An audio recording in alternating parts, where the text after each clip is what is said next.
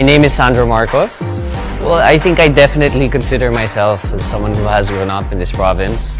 I consider myself to be an Ilocano. I pursued a bachelor's degree in international politics at the University of London.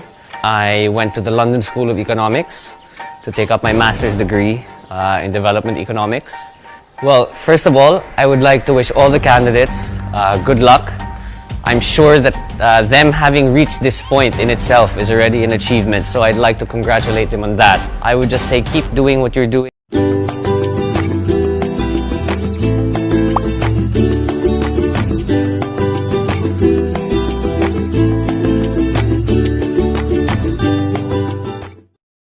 name is SANDRO MARCOS. Well, I think I definitely consider myself as someone who has grown up in this province. I consider myself to be an Ilocano. I pursued a bachelor's degree in international politics at the University of London. I went to the London School of Economics to take up my master's degree in development economics. Well, first of all, I would like to wish all the candidates good luck. I'm sure that them having reached this point in itself is already an achievement, so I'd like to congratulate them on that. I would just say keep doing what you're doing. The first question was in relation to the upcoming elections. And being Miss Pagudpud and possibly Miss Ilocos Norte, you hold a lot of influence, hindi lang sa kabataan, kundi sa tao ng buong probinsya. So, if people were to ask you what qualities you look for in an ideal leader, what qualities would those be? An ideal leader for me is someone who is emphatic. Because being emphatic is being able to feel what other people feel. And if the leader is empathic, I think he will be able to provide the needs and necessities of his constituents. Hello, Mr. Rat. Musta po kayo? Hello, sir. I'm fine. Thank you. Okay. So, sa tingin mo, ano ang pinakamalaking problema in terms of social issues sa mga kabataan for your generation? In this kind of situation that we are having right now, we are suffering from this pandemic, and to cope up to this kind of situation is to distract ourselves from whatever you want in life, and also let us not COVID-19 kill our dreams, our future, and focus more of our studies, because education is the most powerful weapon that we can use to improve our life and have a better society. Naimbag Amalim, Miss Vintar, musta po kayo? Nasaya at met, sir. Naimbag nga mali mo. Kung mananalo ka bilang Miss Ilocos Norte, paano magagamit mo ang inyong natutunan ngayon para makipagtulong sa probinsya? Pinili ko po ang TVL Tourism as my strand because it has always been my dream to travel around the world, and I love connecting with other people. At saka magagamit ko po yung course na yon kapag nanalo ko bilang Miss Ilocos Norte because karamihan po sa subject na yon is tourism promotion.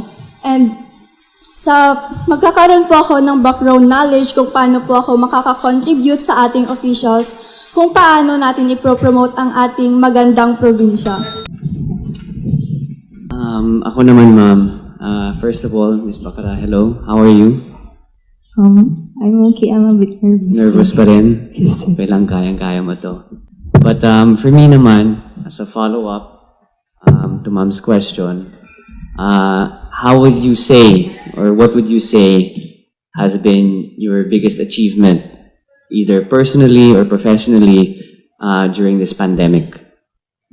Well, my greatest achievement today is that I've joined here, Miss Ilocos Norte, so that I will be able to boost my confidence and to be proud of my flaws. Badok, how are you? I feel so nervous, sir.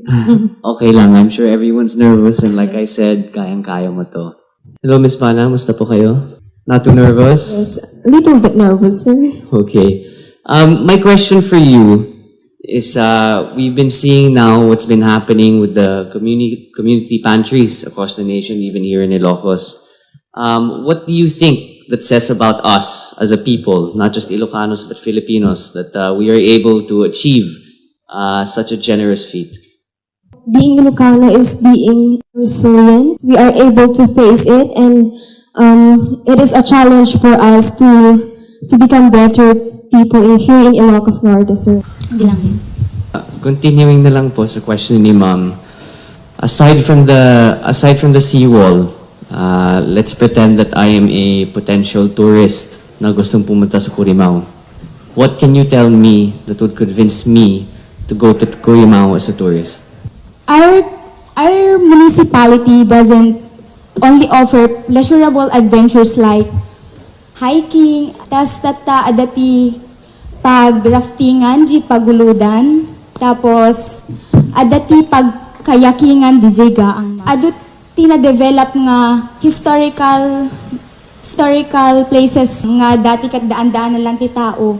Tatakit mapanda pa'y bisbisitaon daydayon tis tagasabsabali nga lugar.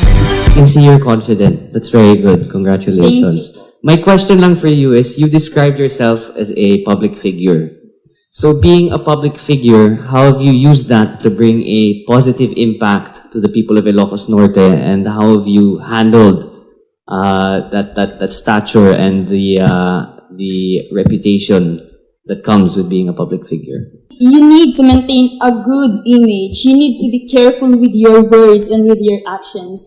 For me, I also need to envision a good dream, not only for myself, but for the whole Ilocos Norte. And what I am compassionate about is serving my people and educating the young people, especially in our community. And I maintain good reputation to my community by respecting them. One of the best example is this Miss Ilocos Norte, wherein we candidates came from different races, different culture, and so we need to respect them. We need to celebrate with them as well. So my question for you is, I was going to ask Sana about the community pantry, but Ma'am already asked you. So for me, for this COVID-19 pandemic, alam naman natin ang mga bakuna kakarating lang. And ultimately, that's really how we are going to curb the spike of this pandemic and achieve herd immunity. But we know that a large population, not just in Ilocos but in the Philippines, have vaccine hesitancy. Ayaw nila magpabakuna kasi nakakatakot daw. So if I was someone who was vaccine hesitant, how would you convince them that taking the vaccine is safe and ultimately the only way to cure this COVID-19 pandemic? I am aware that the vaccine is for immunization, sir. So I'm going to explain it to you and encourage you, enlighten you on the different factors, the disadvantage, and of course the advantages of taking the doses. Especially that now we are still on the process of curbing it. I will encourage you by simply telling you to read and practice your due diligence in order for you to know more about this COVID vaccine, sir.